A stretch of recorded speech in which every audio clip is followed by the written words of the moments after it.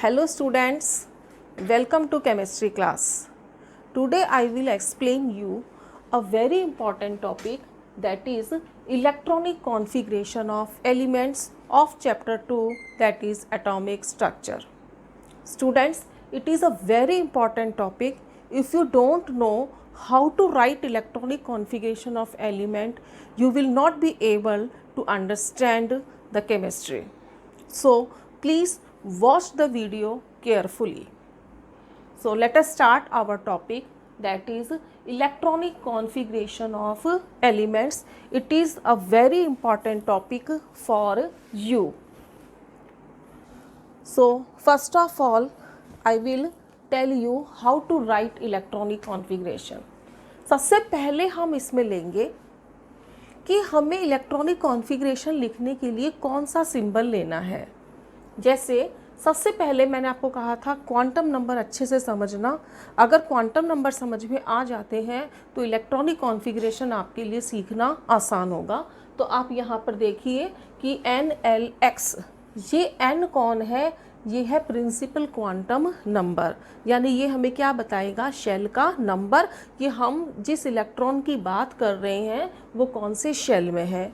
L हमें ये बताएगा कि हमारा इलेक्ट्रॉन कौन से सब शेल में है या ऑर्बिटल में है। उसका हमें क्या लिखना पड़ेगा? सिंबल, जैसे SPDF। और ये x का मतलब क्या है? नंबर ऑफ इलेक्ट्रॉन्स, की उस ऑर्बिटल में कितने इलेक्ट्रॉन हैं। यानी कि हमें कुल मिलाकर के एक प्रिंसिपल क्वांटम नंबर की ज़रूरत पड़ेगी, एक एजीमुथल क्वांटम नंबर की ज़रूरत पड़ेगी, और उसके बाद उस ऑर्बिटल में कितने इलेक्ट्रॉन आएंगे ये बात हमें कौन बताएगा? x बताएगा। ठीक है। अब जैसे आप एक दो एग्जाम्पल करोगे तो आपको ये बात समझ में आएगी। ठीक है। तो सबसे पहले हम लेते हैं इसके अंदर फर्स्ट एटॉमिक नंबर। हमें पता है एटॉमिक नंबर 1 किसका होता है? हाइड्रोजन का। हमें ये भी पता है कि किसी भी एलिमेंट का जो एटॉमिक नंबर होता है उतने ही उस एलिमेंट में प्रोटॉन होते हैं और उतने ही उसमें क्या होते हैं? इलेक्ट्रॉन होते हैं। यानी कि हाइड्रोजन का अगर एटॉमिक नंबर 1 है तो इसमें प्रोटॉन्स की संख्या भी कितनी होगी? 1, और इसमें इलेक्ट्रॉन की संख्या भी कितनी होगी? 1। चूँकि हम क्या लिख रहे हैं? इलेक्ट्रॉनिक कॉन्फ़िगरेशन, तो हमें किससे मतलब है? इलेक्ट्रॉन से। यानी हाइड्रोजन में कितने इलेक्ट्रॉन है? 1। ऑब्वियसली जो फर्स्ट इलेक्ट्रॉन है वो कौन से शेल में होगा? फर्स्ट में होगा। यानी मैं n की वैल्यू कितनी पुट कर दूंगी? 1, और मैंने यहाँ क्या लिख दिया? 1 लिख दिया। ठीक है। उसके बाद में L हमें क्या कहता है कि जो भी ऑर्बिटल है उसका सिंबल क्या है। तो अब हमें जब इलेक्ट्रॉन भरने हैं तो किस में भरने हैं? ऑर्बिटल्स में। अब हमारे पास तो बहुत सारे ऑर्बिटल्स हैं, हम उसमें से किस ऑर्बिटल में इलेक्ट्रॉन भरेंगे ये हमें कौन बताएगा? आफबो प्रिंसिपल। और आफबो प्रिंसिपल के लिए हमें ये डायग्राम समझना होगा। इस डायग्राम में मैंने क्या करा है? पहले फर्स्ट शेल में केवल एक ही सब शेल होता है और वो कौन होता है? S। सेकंड में 2 होते हैं S और P, थर्ड में होते हैं SPD, फोर्थ में होते हैं SPDF एंड सो ऑन। तो हमें इस तरह से डायग्राम बनाएंगे तो हमें ये पता लग जाएगा कि सबसे पहले कौन आएगा? 1s, फिर हम ऊपर से नीचे आएंगे तो कौन आएगा? 2s, फिर ऊपर से नीचे आएंगे तो क्या आएगा? 2p, 3s। यानी इनमें से सबसे कम एनर्जी किसकी है? 1s की, उसके बाद किसकी है? 2s की, उसके बाद किसकी है? 2p की, उसके बाद किसकी है? 3s की।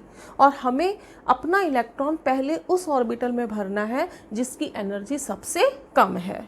तो इस डायग्राम में सबसे कम एनर्जी किसकी है? 1s की है। यानी हमें अपना फर्स्ट इलेक्ट्रॉन जो हाइड्रोजन का है वो किस में भरना है? s में। तो मैंने यहाँ पे क्या लिख दिया? 1s। ठीक है। और ऊपर x का मतलब क्या है? Number of electrons. हाइड्रोजन में कितने इलेक्ट्रॉन है? 1, तो मैंने यहाँ क्या लिख दिया? 1। और इस तरह से हाइड्रोजन का इलेक्ट्रॉनिक कॉन्फ़िगरेशन क्या आ गया? 1s1। हाँ भी समझ में आ गया। ये 1 बताता है कि इलेक्ट्रॉन फर्स्ट शेल में है। ये बताता है कि इलेक्ट्रॉन जो है वो सबसे कम एनर्जी वाले ऑर्बिटल में है, जो कौन है? S। और ये हमें बताता है इसमें कितने इलेक्ट्रॉन हैं। ठीक है। अब हमें पता है कि S सब शेल में कितने ऑर्बिटल होते हैं? 1। और ऑर्बिटल को मैंने आपको प्रीवियस वीडियो में बताया था किस प्रकार से रिप्रेजेंट करेंगे, एक बॉक्स के द्वारा रिप्रेजेंट करेंगे हम ऐसे, ठीक है। और हमें पता है हर ऑर्बिटल में कितने इलेक्ट्रॉन आते हैं, 2, और उनकी स्पिन कैसी होती है, ऑपोजिट।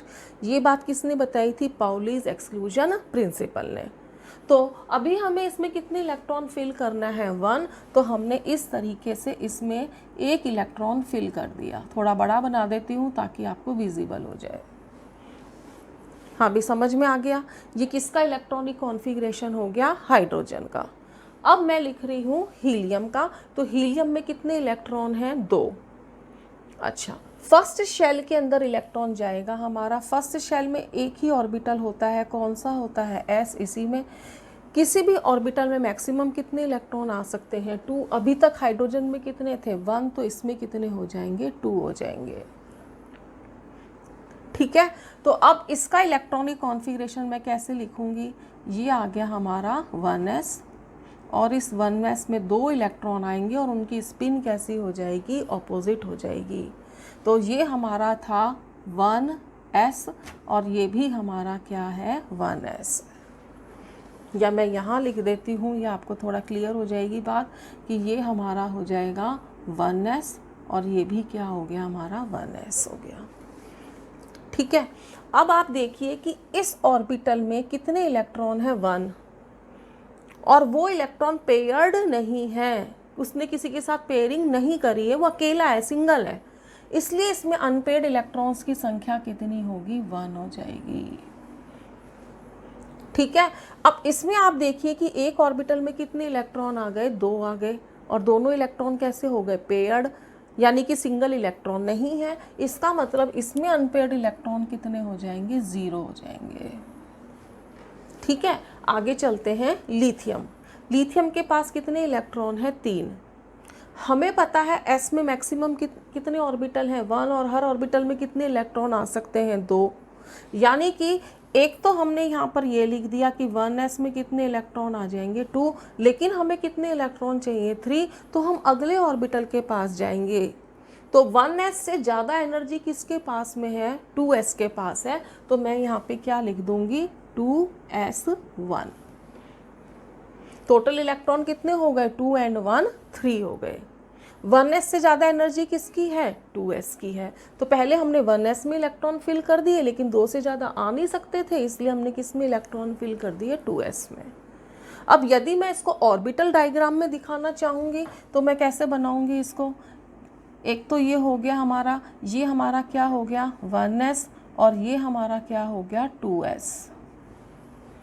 अब बताइए 1s में कितने इलेक्ट्रॉन हो गए, 2, और 2s में कितने इलेक्ट्रॉन हो गए, 1। तो ये तो दोनों इलेक्ट्रॉन पेयर्ड हो गए, लेकिन ये इलेक्ट्रॉन कैसा है, अनपेयर्ड है, इसलिए यहाँ क्या आ जाएगा, 1 आ जाएगा, ठीक है। अब हम चलते हैं बेरिलियम में।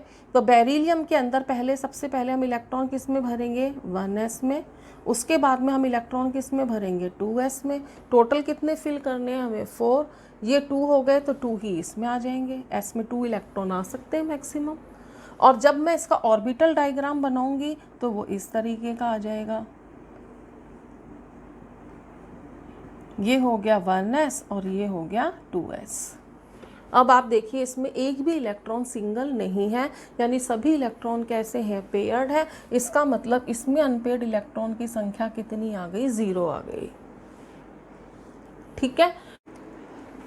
अब जब हम बोरॉन का इलेक्ट्रॉनिक कॉन्फ़िगरेशन लिखेंगे तो इसके अंदर हमें ये ध्यान रखना है कि हमारे 1s और 2s ऑलरेडी पूरे भर चुके हैं। 1s पूरा भर गया, 2s पूरा भर गया। अब बोरॉन में कितने इलेक्ट्रॉन भरने हैं हमको, 5। तो जब हमारा 1s कम्प्लीटली फिल्ड हो गया, 2s कम्प्लीटली फिल्ड हो गया, तो 5th इलेक्ट्रॉन किस में आएगा, 2p में आएगा, क्योंकि 1s के बाद क्या है, 2s, 2s के बाद क्या आएगा, 2p आएगा।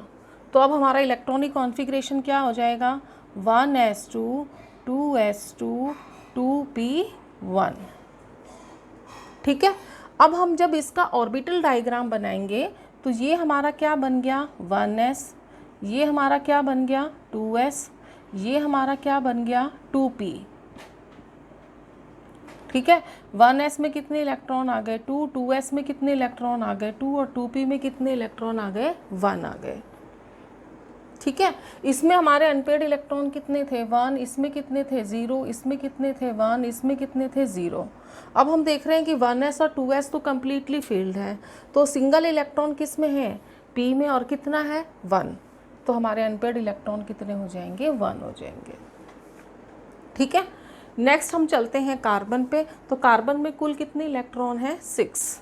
अब देखो हमें पता है कि s में मैक्सिमम इलेक्ट्रॉन कितने आ सकते हैं 2, p में मैक्सिमम कितने इलेक्ट्रॉन आ सकते हैं 6, क्योंकि p में कितने ऑर्बिटल होते हैं 3, और हर ऑर्बिटल में कितने इलेक्ट्रॉन आ सकते हैं 2, यानी 3 इंटू 2, यानी p में टोटल इलेक्ट्रॉन कितने आ सकते हैं 6 आ सकते हैं।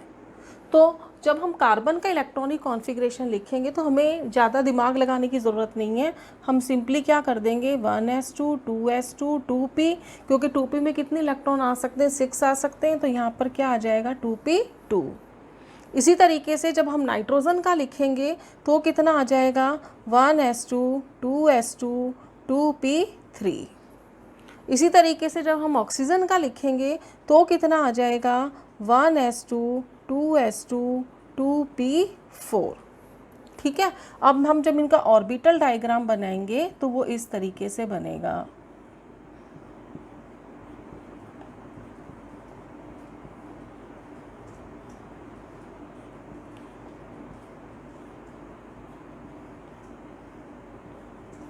ये था हमारा 2p। ठीक है, तो ये तो 2 इलेक्ट्रॉन्स आ ही गए 1s में और 2s में, इसमें तो कोई दिक्कत है ही नहीं। अब p में यहाँ कितने इलेक्ट्रॉन है 2, तो हमें हुंड रूल को फॉलो करना है और पहले हर ऑर्बिटल में सिंगल इलेक्ट्रॉन डालना है।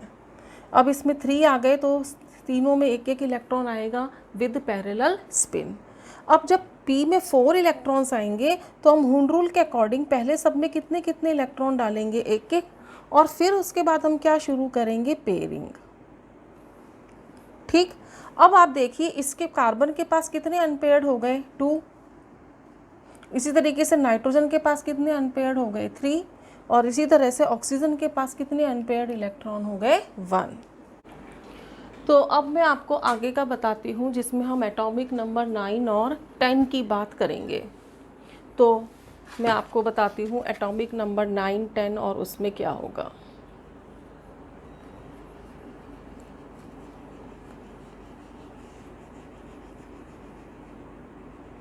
ये देखिए एटॉमिक नंबर 9 जो है वो किसका होता है फ्लोरीन का। जो एटॉमिक नंबर 9 है वो होता है फ्लोरीन का, और जो 10 होता है वो होता है नियॉन का। तो ये हो गया फ्लोरीन और ये हो गया नियॉन। ठीक है, हमें इलेक्ट्रॉन्स फिल करने हैं, टोटल इलेक्ट्रॉन्स जो हमें फिल करने हैं वो कितने फिल करने हैं 9। तो देखिए यहाँ से चले हम 2 इलेक्ट्रॉन्स तो इसमें आ जाएंगे, 2 इसमें आ जाएंगे, 2 एंड 2 कितने हो गए 4, और उसके बाद 2p में कितने इलेक्ट्रॉन्स आ जाएंगे 5। तो हमारा इलेक्ट्रॉनिक कॉन्फ़िगरेशन क्या हो जाएगा 1s2 2s2 2p5। ठीक है, अब अगर मैं इसका ऑर्बिटल डायग्राम बनाऊंगी तो कैसे बनाऊंगी, ये हो गया 1s, ये हो गया 2s, और ये हमारा क्या हो गया 2p हो गया। तो 1s में कितने इलेक्ट्रॉन्स हैं 2, 2s में भी कितने इलेक्ट्रॉन्स हैं 2, 2p में पहले एक एक इलेक्ट्रॉन जाएगा तीनों ऑर्बिटल में, उसके बाद क्या होगी पेयरिंग होगी। तो इसमें कितने अनपेयर्ड इलेक्ट्रॉन रह गए 1, तो इसके पास कितने अनपेयर्ड इलेक्ट्रॉन हो गए 1 हो गए। ठीक है, नेक्स्ट आता है नियॉन। इसमें टोटल इलेक्ट्रॉन कितने हैं 10। तो पहले हम यहाँ से हिसाब लगा लेते हैं 1s में कितने इलेक्ट्रॉन आ जाएंगे 2, 2s में कितने इलेक्ट्रॉन आ जाएंगे 2, 2 एंड 2 कितने हो गए 4। उसके बाद 2p में टोटल कितने इलेक्ट्रॉन आ सकते हैं 6, क्योंकि p में कितने ऑर्बिटल हैं 3 और तीनों में 2 इलेक्ट्रॉन आ सकते हैं, यानी टोटल कितने आ सकते हैं 6, यानी 2 एंड 2 4 एंड 6 10। तो हम जब इसका इलेक्ट्रॉनिक कॉन्फ़िगरेशन लिखेंगे तो क्या आएगा इसका 1s2 2s2 2p6, यानी मैं इसको ऐसे लिखूँगी, ये हो गया हमारा 1s, ये हो गया हमारा 2s, और ये हमारा हो गया 2p। अभी 2 इलेक्ट्रॉन यहाँ आ गए, 2 इलेक्ट्रॉन यहाँ आ गए, फिर एक एक इनमें आया, फिर इनकी पेयरिंग शुरू हो गई। अब इसके पास एक भी अनपेयर्ड इलेक्ट्रॉन नहीं बचा, यानी इसके पास कितने अनपेयर्ड इलेक्ट्रॉन हो गए? 0। ठीक है, यहाँ तक मेरे ख्याल से आपको कोई दिक्कत नहीं है। अब जब आपको यहाँ तक दिक्कत नहीं है तो आपको आगे भी कोई दिक्कत नहीं आएगी, क्योंकि इसी तरीके से हमें इलेक्ट्रॉन्स फिल करने हैं आगे भी। ठीक है, जैसे मैंने यहाँ पर अब ले लिया आपका 11, उसके बाद मैंने ले लिया 12, उसके बाद ले लिया मैंने 13, 14, 15 और 16। ठीक है, तो ये एटॉमिक नंबर किसके होते हैं? हाँ भाई, 11 किसका होता है? सोडियम का। 12 किसका होता है? मैग्नीशियम। 13 का कौन होता है? एल्यूमिनियम। तो हम यहाँ लिख देते हैं, ये सोडियम हो गया, ये कौन हो गया? ये आपका हो गया मैग्नीशियम, ये हो गया आपका एल्यूमिनियम, ये हो गया सिलिकॉन, ये हो गया फास्फोरस और ये हो गया सल्फर। ठीक है, इलेक्ट्रॉनिक कॉन्फ़िगरेशंस हमको फिल करने हैं, तो अब हम कैसे करेंगे?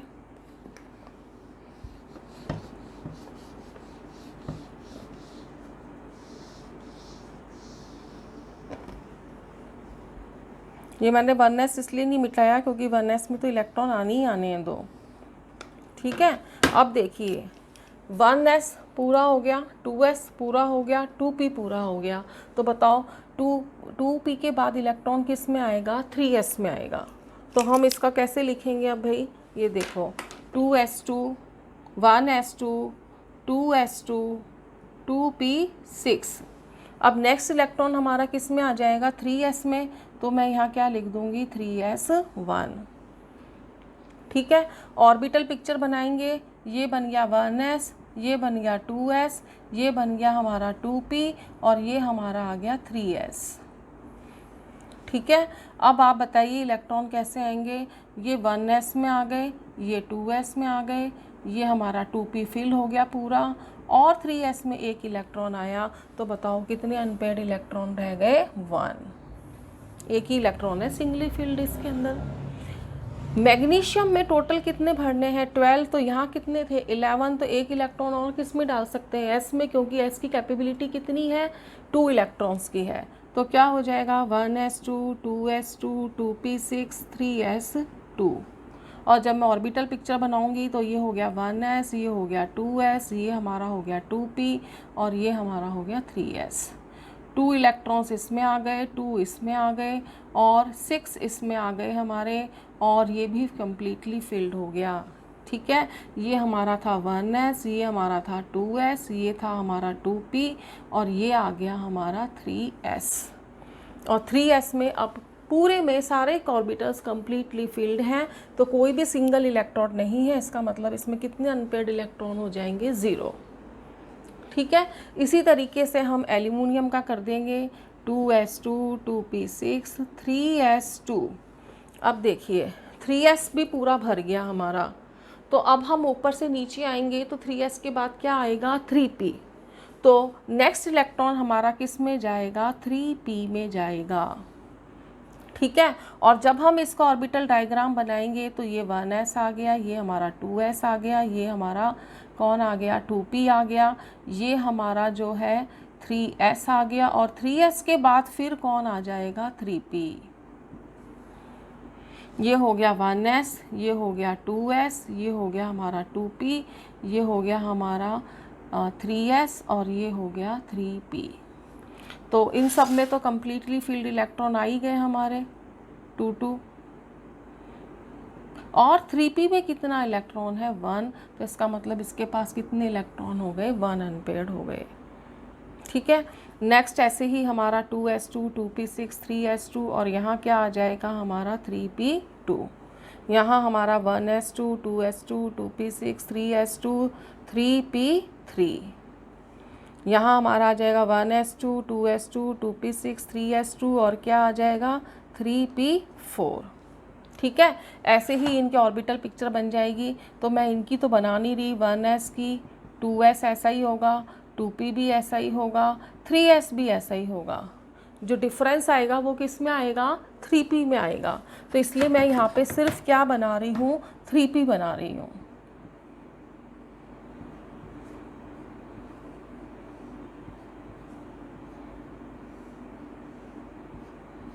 ठीक है। अब 3p में कितने इलेक्ट्रॉन आ गए 2, 3p में कितने इलेक्ट्रॉन आ गए 3, 3p में कितने इलेक्ट्रॉन आ गए 4, हुंस रूल को फॉलो करते हुए। तो इसमें कितने अनपेयर्ड इलेक्ट्रॉन हो गए भाई 2 हो गए, इसमें कितने अनपेयर्ड हो गए 3, इसमें कितने अनपेयर्ड हो गए 2। ठीक है, यहाँ तक सबको समझ में आ गया। अब हम नेक्स्ट चलते हैं इसके अंदर। तो 16 के बाद में क्या आएगा हमारा 17, 18, 19 एंड 20।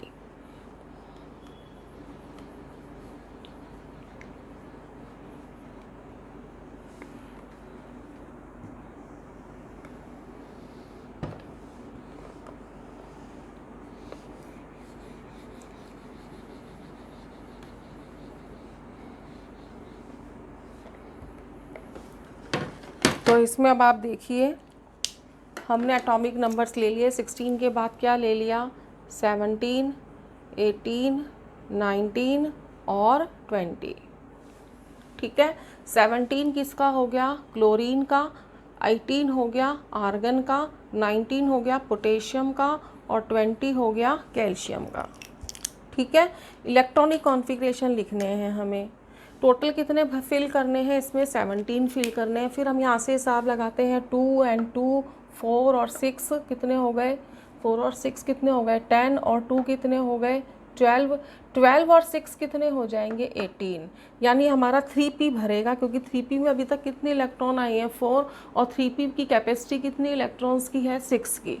तो अब हम इसमें इलेक्ट्रॉन भरना शुरू करेंगे तो कैसे आ जाएंगे बोलो 1s2, 2s2, 2p6, 3s2, 3p क्या आ जाएगा हमारा 5। नेक्स्ट में क्या आ जाएगा 1s2, 2s2, 2p6, 3s2 and 3p6 हो जाएगा। तो अब हम इसका ऑर्बिटल डायग्राम बना लेते हैं। अगर मैं Cl का ऑर्बिटल डायग्राम बनाती हूँ तो कैसे बनेगा भाई, ये हो जाएगा हमारा 1s, ये हो गया 2s, ये हो गया हमारा 2p, ये हो गया 3s और ये हो गया हमारा 3p। ठीक है, इन सब में कितने कितने इलेक्ट्रॉन आ गए 2 2 और p में कितने इलेक्ट्रॉन आ गए 5। कैसे आएंगे भाई ये सब में, पहले तो एक एक इलेक्ट्रॉन आएगा और उसके बाद क्या शुरू हो जाएगी पेयरिंग। तो ये हमारा हो गया 1s, ये हो गया 2s, ये हो गया 2p, ये हो गया 3s और ये हो गया 3p। कितने इलेक्ट्रॉन सिंगल रह गए इसमें 1, तो इसमें कितने अनपेयर्ड इलेक्ट्रॉन हो गए 1। ठीक है, अब हम अगर आर्गन का लिखते हैं तो ये ऐसा ही आएगा, ये भी ऐसा ही आएगा, ये भी ऐसा, ये भी ऐसा। हम अब किसका बना लेते हैं केवल 3p का बना लेते हैं। तो 3p में कितने इलेक्ट्रॉन है 6, यानी फुल फिल्ड हो गया ये। अब इसमें सारे ही इलेक्ट्रॉन्स कैसे हो गए पेयर्ड हो गए, इसलिए इसमें कितने अनपेयर्ड इलेक्ट्रॉन हो गए 0। नेक्स्ट हम देखते हैं पोटेशियम का। पोटेशियम का हो गया 19। अब हम यहाँ से अगर देखें तो p कम्प्लीटली फिल्ड हो गया, यानी p में अब और इलेक्ट्रॉन नहीं आ सकते, 3p में और इलेक्ट्रॉन नहीं आ सकते, तो हमें नेक्स्ट ऑर्बिटल में जाना पड़ेगा। तो कहाँ जाएं 1s, उसके बाद 2s, उसके बाद 2p, उसके बाद 3s, उसके बाद 3p। 3p कम्प्लीटली फिल्ड हो गया तो नेक्स्ट इलेक्ट्रॉन हमारा किस में आएगा 4s में। तो अब हम यहाँ इलेक्ट्रॉनिक कॉन्फ़िगरेशन लिखेंगे इसका 1s2, 2s2, 2p6, 3s2, 3p6, 4s1। ठीक है, ऐसे ही हम कैल्शियम का लिख देंगे। अब S में मैक्सिमम कितने इलेक्ट्रॉन आ सकते हैं 2 आ सकते हैं। तो कैल्शियम और पोटेशियम में कितने एटॉमिक नंबर का डिफरेंस है 1 का, यानी हमें एक और इलेक्ट्रॉन फिल करना है, तो वो इलेक्ट्रॉन किस में आ जाएगा 4s में। ठीक है, तो अब हम इसका इलेक्ट्रॉनिक कॉन्फ़िगरेशन लिखेंगे 1s2, 2s2, 2p6, 3s2, 3p6, 4s2।